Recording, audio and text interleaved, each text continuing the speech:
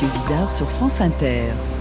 Anthropocène, c'est un terme qui commence à être dans la littérature, les écrits. Disons que c'est le moment où l'homme, après s'être battu contre la nature pour survivre, eh bien, il prend le contrôle de l'environnement de la planète, qu'il détruit, c'est-à-dire qu'il bouffe, en somme, ses ressources. Voilà, c'était en 2011, la voix du glaciologue Claude Lorius sur le site du blog. Et c'est donc avec Catherine Larère, Michel Lusso et Christophe Bonneuil que nous explorons cet après-midi les origines de l'Anthropocène. Reste d'abord à en expliquer vraiment le mot, pour qu'on puisse bien comprendre de quoi on parle.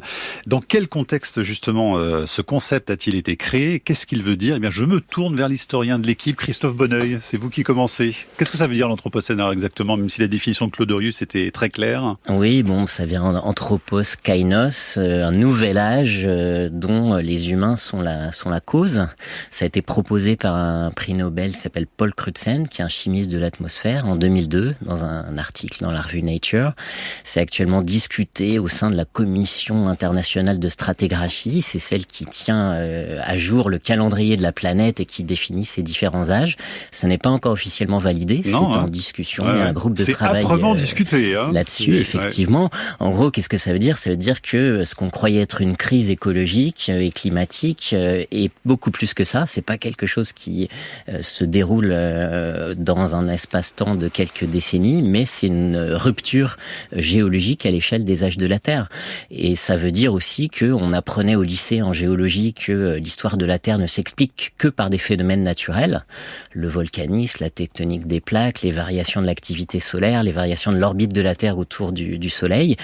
Et la nouveauté, c'est que maintenant, les activités humaines sont considérées comme une force géologique. Catherine Larère, lorsque justement Paul Crutzen propose donc en 2002 il y a un premier article en 2002, c'est ça.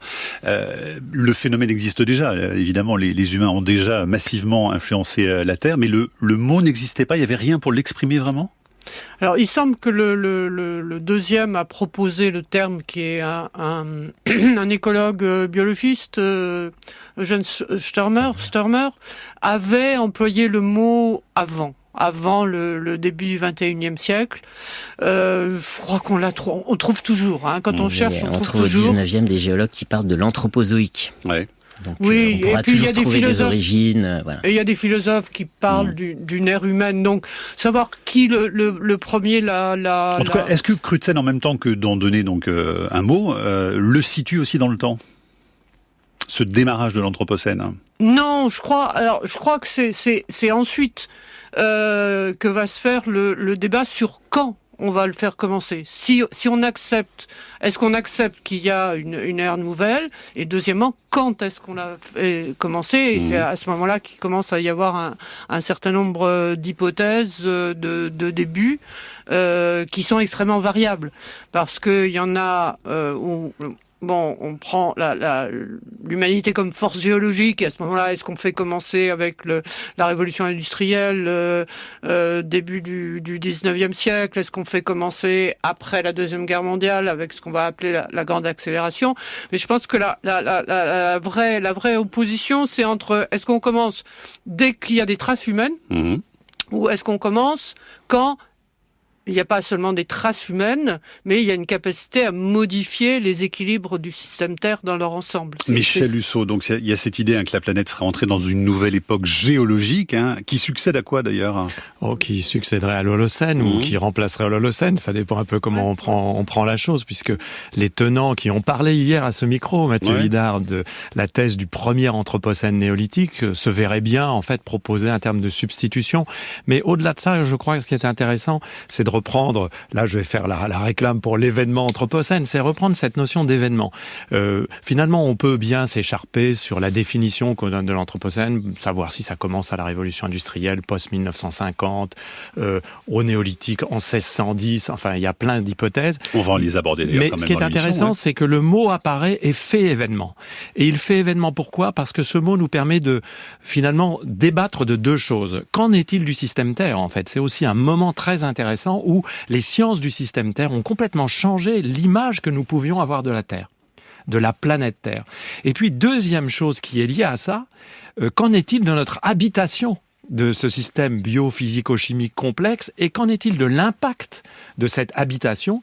Que faisons-nous de notre logis terrestre et planétaire? Il nous donne déjà des éléments là-dessus. Il nous donne évidemment des éléments là-dessus. Et ce qui est intéressant, c'est que les différentes hypothèses permettent en quelque sorte d'orienter le regard sur la façon dont on raconte quoi? Mais dont on raconte l'histoire de l'anthropisation de la Terre. Et c'est pas du tout la même chose que de la raconter comme un néolithicien qui vous dit mais non, mais dès le néolithique on a fait bouger les choses, ou comme un géographe comme moi qui dit oh, c'est plutôt post-1950 en raison de l'urbanisation planétaire que ça se goupille, et d'autres vont dire non, c'est ailleurs. D'où l'importance quand même, Christophe Bonneuil, de le désigner avec un mot particulier. En tout cas, dans le prolongement de ce que je viens de dire, Michel Lusso, je dirais que ça déplace aussi, Michel disait notre rapport à l'habitation de la Terre, ça déplace aussi ce qui m'intéresse comme historien, notre rapport au temps. Qu'est-ce que c'est que l'histoire? Parce que la modernité industrielle a eu tendance à définir l'histoire comme quelque chose de très dynamique sur un fond terrestre qui était très statique. La Terre était un cadre, des ressources, elle allait très lentement à l'échelle des temps géologiques. L'évolution darwinienne, c'est très lent, ça prend des millions d'années, alors que nous, les humains, on est super rapides, on innove, on bouge, etc. Il y a eu cette illusion dans la modernité industrielle qu'on allait plus vite que la Terre. Et quelque part, le concept d'anthropocène, il vient réfuter ça. Il nous montre une planète qui évolue très vite, un changement climatique qui va très vite en ce moment, et des institutions humaines, des élites, des dirigeants qui vont très lentement et qui sont incapables de transformer notre trajectoire de développement. Donc il y a un vrai problème de temporalité. La situation s'est inversée, c'est la Terre qui va plus vite que nous. Ouais. Et ça, c'est intéressant. Donc problème de temporalité entre la réalité de cette crise écologique et les actions réelles prises par nos élites politiques. Hein. Donc là, il y a une vraie dichotomie entre les deux. Catherine Larère. Moi, je dirais que la dichotomie, elle est, et ça peut expliquer le succès du terme, elle est dans l'effet de nos actions, qui est énorme, et dans notre capacité à répondre à ces effets, qui est extrêmement faible. C'est-à-dire que on s'est, nous autres humains, si on peut dire ça, jamais sentis aussi puissants et en même temps jamais aussi impuissants. Et ça, je crois que c'est c'est le paradoxe qui fait le succès du terme. Ouais. On peut interpréter d'un côté ou de l'autre. Alors pourquoi justement? Parce qu'il faut, puisqu'on parle d'une ère géologique, hein, c'est pas rien quand même de l'interpréter comme ça. Il faut que ce soit approuvé par l'Union internationale des sciences géologiques, par la Commission internationale de stratégie. Voilà, elle prend son temps parce qu'il y a de gros débats et tous les scientifiques sont loin d'être d'accord ensemble. Qu'est-ce qui pose problème justement dans l'acceptation du terme et dans sa définition même? C'est justement de donner un point de départ à l'histoire? Moi, je dirais que avant même la question de savoir quand on va le faire commencer, on vient de voir que à la réponse à la question quand, il y a une réponse aussi sur ce qu'est l'anthropocène. Il y a la disproportion énorme. Hein, si on prend le quaternaire, il y a trois grandes époques qui sont le Pléistocène, l'Holocène et peut-être l'Anthropocène. Il y a une disproportion énorme entre la durée du Pléistocène, c'est-à-dire des millions d'années, la durée de l'Holocène, 13 000 ans, et la durée de l'Anthropocène... Point d'interrogation, c'est-à-dire entre 400 ans et 100 ans. Et tout le monde ne serait pas d'accord avec vous, hein, parce qu'il y en a qui veulent le faire remonter au néolithique. Non, donc, mais si on fait... À ce moment-là, on prend en même temps que l'autre, l'Holocène. On annule l'Holocène.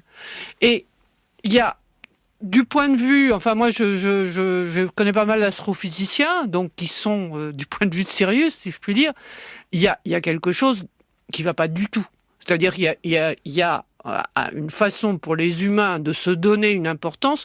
Comment on peut mesurer ce que peut avoir de commun 100 ans, 13 000 ans, des millions d'années. Je veux dire, déjà, l'Holocène, qui se caractérise par une certaine un équilibre climatique, des températures modérées. Bon, on peut le considérer comme une époque du Pléistocène, c'est-à-dire un interglaciaire. Alors déjà, c'est parce qu'il y a des humains qu'on sépare l'Holocène. Donc Michel Lusso, Catherine Larère met le doigt sur une sorte d'anthropocentrisme aussi, de vouloir se mettre, nous, humains, dans une ère géologique. C'est quand même énorme, non? Oui, c'est souvent